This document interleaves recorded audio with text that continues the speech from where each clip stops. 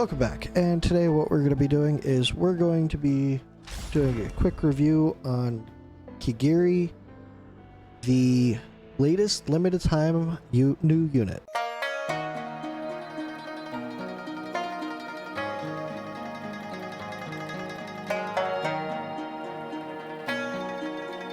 So let's go ahead and get straight in by talking about how he's designed.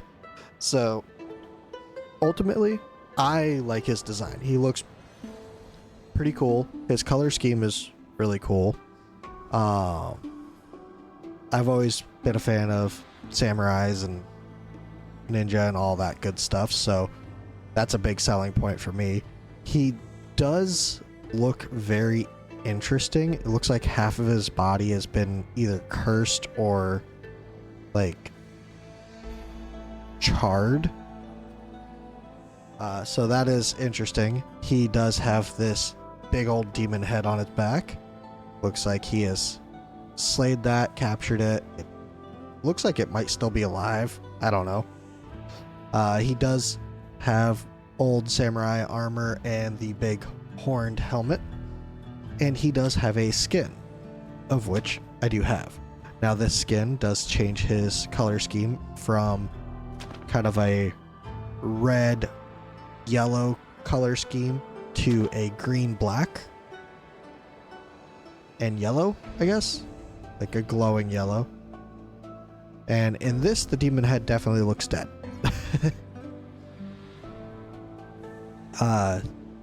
This is very interesting up here. This little like marble for his helmet. But yes, also he's got. Okay, so it doesn't look like he's cursed in this skin. But yes, so he is a nightmare watcher and he is a fighter with a 1-tile range. So whereas his basic attack does have a 1-tile range, he does have a few moves that reach farther than 1 tile. He is the first parry unit that we have, which we'll go over that here soon. And he can dish out some good damage, and he's also the second unit in the game that can dispel buffs from enemies, making him almost a must-pull for Semra. This latest update should have made it so Semra no longer builds up stacks like 2, 3, 5 at a time. Now he will only build up 1 at a time, so Kigiri may be able to keep the buff counter off 100% on his own at this point. I don't know, I haven't tested it, but it is possible. So first, let's go over his skills. His talent is a novel and a half. So he can launch a sweeping strike at the farthest enemy within the ultimate's range every 40 seconds. Each time the basic attack deals damage, it reduces the cooldown of sweeping strike by 1 second, and the AoE damage of sweeping strike and ember strike inflicts bleed. The additional damage ignores 50% defense and dispels 1 buff. So sweeping strike, what it is it dashes in the target's direction and performs a sword drawing slash, dealing 180% damage, AoE damage 1 time to up to 6 enemies in the path, then deals 480 damage 1 time, or 480% damage 1 time to one of these enemies, immune to all damage during the cast. And that is sweeping strike. Ember strike, what it does is pretty much the same general thing, except dashes towards the target's direction, performs a sword drawing slash, dealing 200% AoE damage 1 time to up to 6 enemies, then deals 400% damage 2 times to one of these enemies, immune to all damage during the cast. And it also inflicts bleed, which bleed does continuous true damage equal to 1% of the target's max HP per second, and increases their physical damage taken by 10%. It does not stack. So, how does he do Ember Strike? We will get to that. First, his basic attack does up to 120% damage to one enemy one time. Straightforward, he just does damage with that. Now, his ultimate. As you can see, his ultimate is kind of a Setrum range. There is a caveat to that, though.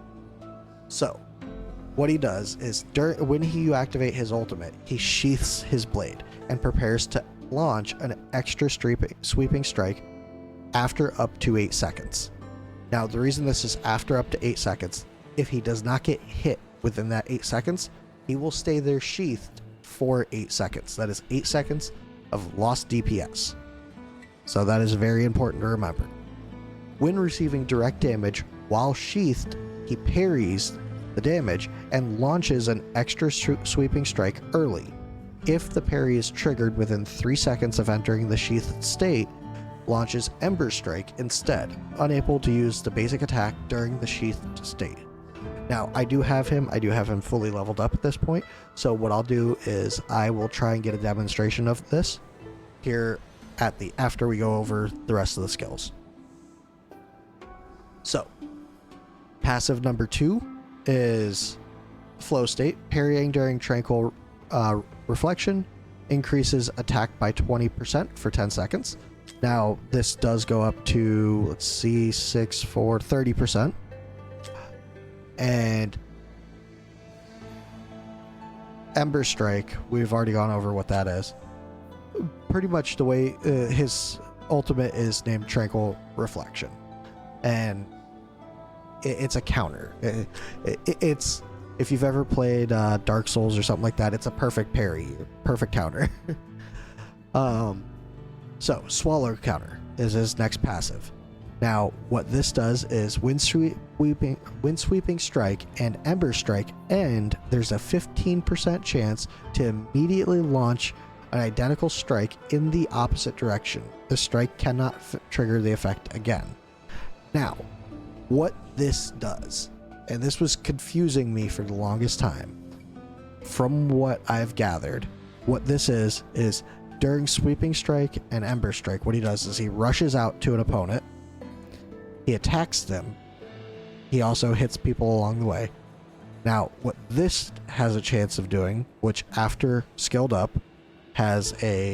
starts at 15, 6 plus 4, so it goes up to a 25% chance.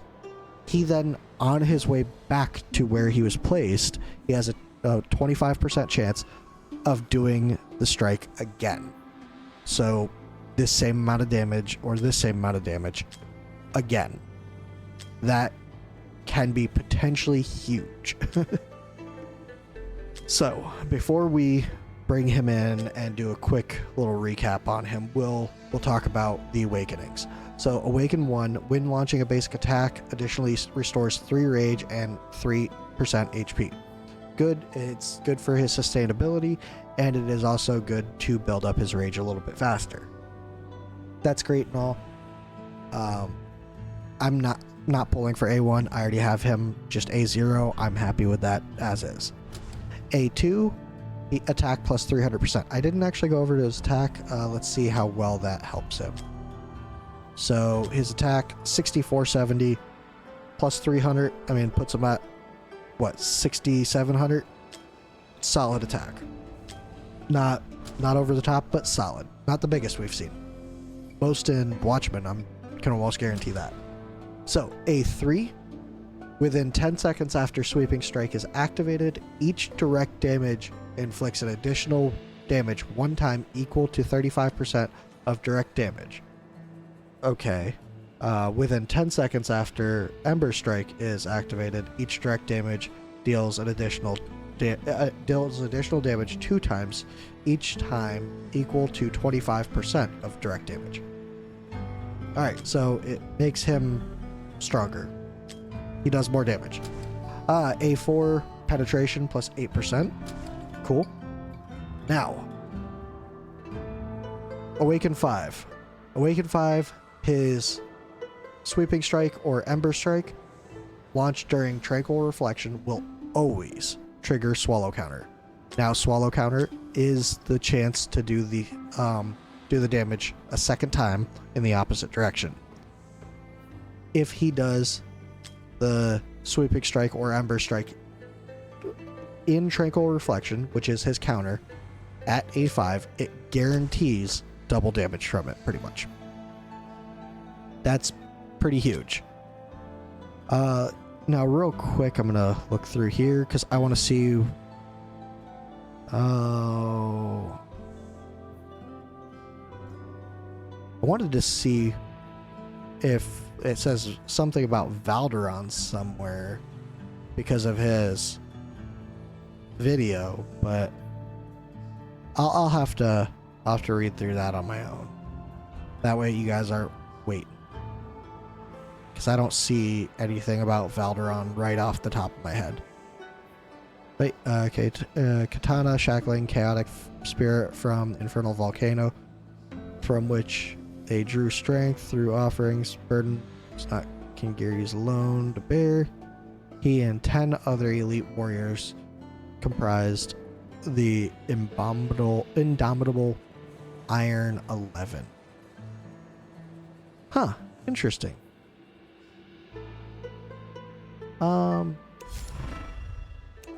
Indomitable 11. You seek in the forest. The realm trembles at the sight of my blade.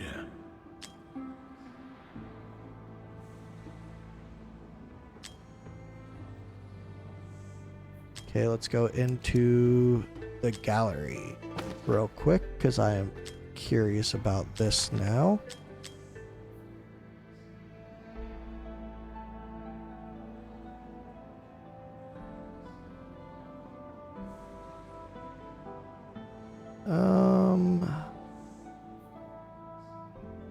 Okay, I don't see anything about the Iron 11 here. I was hoping, because if Valderon was also a part of the 11, that'd be pretty cool. But anyways, let's go ahead and let's see where would be a good place to try this out. Oh, look. Okay, hey, that works. Let's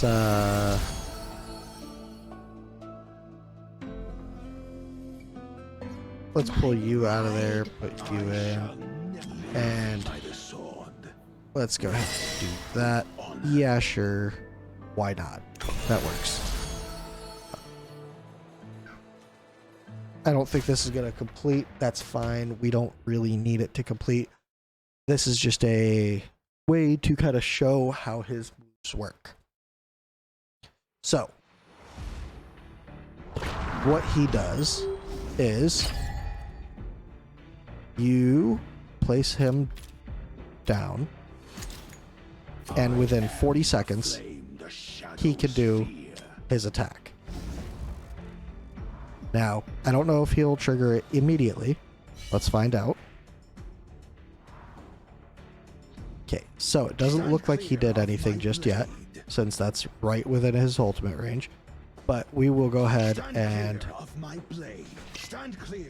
trigger this now. As you can see, he rushes out, goes back, and a ton of damage. Now, that time, he did his normal just talent for Sweeping Strike, but that activated Swallow counter because it did damage twice. It didn't just do the damage once. So let's go ahead and put him up here. I did just recently A1 Lucius, so that's pretty cool. Let's do that. And he just did that. Okay, cool. Lucius is not geared. That is unfortunate. My aim is true. Let's put My work there. begins. The order must There. be reviewed. Okay, we're gonna lose this. That's fine. See, but that is how his Keep your chin up. ultimate Shine works. your armor. It is a counter attack, Prepare to fight but again. actually one more thing I do want to show you guys. He will sit there for 8 seconds and not use any attack. Now I will go ahead and replace him. We will 2 times this real quick.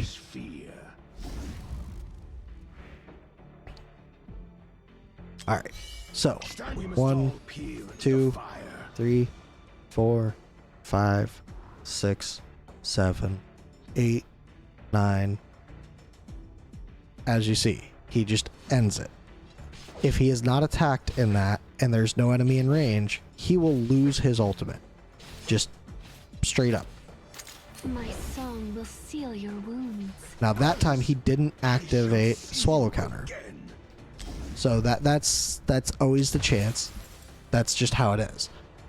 He is also not in the best of gear. I imagine probably some of his best gear is going to be Infernal Roar, but Soulbound Arcana. But I will be doing another video on him, definitely.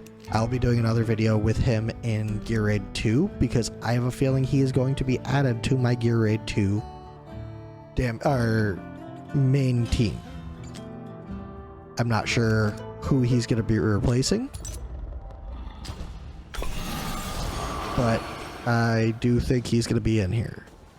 Depending on how the damage is, I don't think I can take out Nazim. But yeah, I mean, he might replace this dude here. Alistair. He might be replacing him. But I think he'd probably go into, let's see. Yeah, he's probably going to go into the Nightmare side, because Nightmare, he'll just do more damage. But yeah, I will be releasing that video, if not tomorrow, the next day. That will be coming out. I have to find time to actually do my Guild Boss 2 run. I imagine Kigiri's also going to be very good in Void Rift. That could be very handy for somebody like Baron or Tordor. I could see him doing a lot of damage there. So yeah, that'll do it for this video. If you pulled Kigiri, are you happy about it? Are you happy with how he helps your team or roster, or are you just doing it for hero collection purposes? Definitely let me know that in the comments below. If this helped at all or gave you any ideas on where to use him, which, speaking of which, I didn't go over that, sorry. AMR, he'll be good in resource raids, sure. Promotion raids, sure. Gear raid, he might do okay in Gear Raid 1, but that's going to be real iffy. Gear Raid 2, I don't know if he's got the damage to be a solo damage dealer there. That'd be a bit difficult. Gear Raid 3, pointless. Gear Dungeon 1, no. But Gear Dungeon 2, he might work pretty decently in. So that might be a good one to put him into. Drake's Chasm, I imagine he's going to be very good here. Let's see, is he in any of the top teams yet? It doesn't look like it yet. I mean, that's fine. I don't know if he'll be in any of the top teams. Twyla, when she comes out, I can almost guarantee she's going to be. I don't know how she is. I haven't gotten a chance to test her, and I probably won't get a chance to test her. I don't have a test server. But she looks very good. But yeah, I don't see him in Kigiri in any of the top teams just yet. But that's fine. He will likely be very good in Drake's Chasm, and he's amazing in Titanic Ruin just straight off the bat, because he's got a Dispel. He is one of 2 units in the game that have Dispel. This one, yep. There it is. Wow, 236,000. And he did 284,000 himself. He did half of what Lucius does. A little bit less than, like 100k less than Ingrid. That is huge. Huge damage.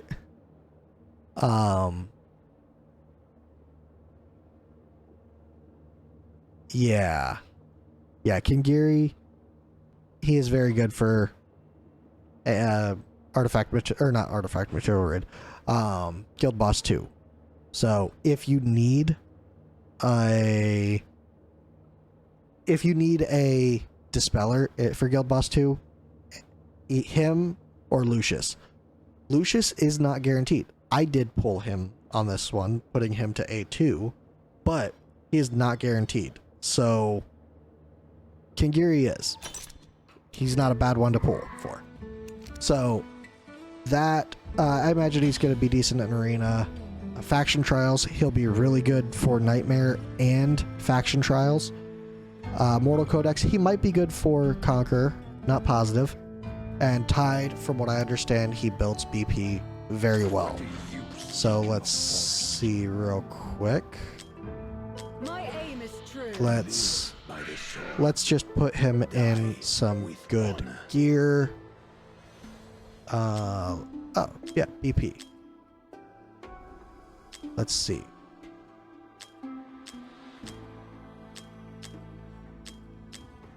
Okay. Hey, wow, it actually does seem to sort it pretty well. So, this would be my best BP. Apparently, that is not super impressive. Live by the sword. Considering, let's see. Yeah, A3 Cratch. Let's see. Let's see how this looks. So, he's at 86. Yeah, he's only slightly more than an A3 Cratch. Cratch does apparently build BP pretty well, though. So, that will do it for this video. Sorry about the small little caveat there at the end. But, like I said, if you did get him and you use him anywhere that I didn't mention, definitely feel free to let me know in the comments below. If this helped you at all, or, you know, gave you any ideas on where to use him, or convinced you to go for him and you got him, let me know. And if you enjoyed it, definitely feel free to like it and subscribe to see more, and I'll see you guys in the next one. Bye.